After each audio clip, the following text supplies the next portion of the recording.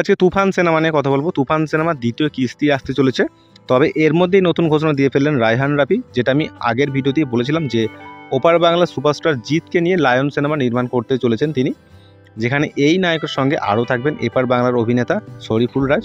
আগামী বছরের রোজার ঈদে প্রেক্ষাগৃহে মুক্তি পেতে চলেছে এই ছবিটি। পরপর দুই ঈদের দুইটি চমক নিয়ে হাজির হবে নির্মাতা রায়হান রাফি। প্রথমে লায়ন সিনেমা মুক্তির পর কুরবানি ঈদে মুক্তি পাবে তুফান সিনেমার দ্বিতীয় কিস্তি। এবার মেকাররা জানিয়ে দিয়েছে দুটি সিকুয়েল নয়, তুফান সিনেমার 3টে সিকুয়েলের নির্মাণের পরিকল্পনা রয়েছে।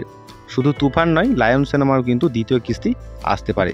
সাধারণত আপনি দেখবেন বলিউড কিংবা দক্ষিণ সিনেমায় দেখা যায়, কোনো সিনেমা যদি ভালো চলে বক্স অফিসে বা ভালো সাফল্য পায়, সেই সিনেমাটাকে নিয়ে কিন্তু মেকাররা দ্বিতীয় কিস্তি তৃতীয় কিস্তির পরিকল্পনা করে। সেই ক্ষেত্রে ঢলিউডের ঠিক একই চিত্র দেখা যেতে পারে তুফানের হাত ধরে। এবার এই দুটো সিনেমাকে নিয়ে একটা কপ ইউনিভার্স তৈরি করে ফেলেছেন রায়হান রাফি। প্রথমে তুফান, তারপরে লায়ন। প্রথমে লায়ন সিনেমা রিলিজ করা হবে, তারপর তুফান সিনেমা রিলিজ করা হবে। এইভাবে রিলিজ হতে থাকবে এই সিনেমার সিকুয়েলগুলো। তো এবার দেখতে হবে এই দুটো সিনেমায় এই দুটো স্টারকে তারা কিভাবে প্রেজেন্ট করে। তুফান সিনেমা তো একটা অ্যাকশন সিনেমা হচ্ছে, সেটা আমরা জানি, কিন্তু লায়ন সিনেমাও একটা অ্যাকশন সিনেমা হচ্ছে, কিন্তু তার যে গল্প, সেই গল্পটা কেমন হবে সেটাও দেখতে হবে। আস্তে আস্তে এই সিনেমাগুলোর আপডেট আরও আসবে, তার জন্য আমাদেরকে অপেক্ষা করতে হবে।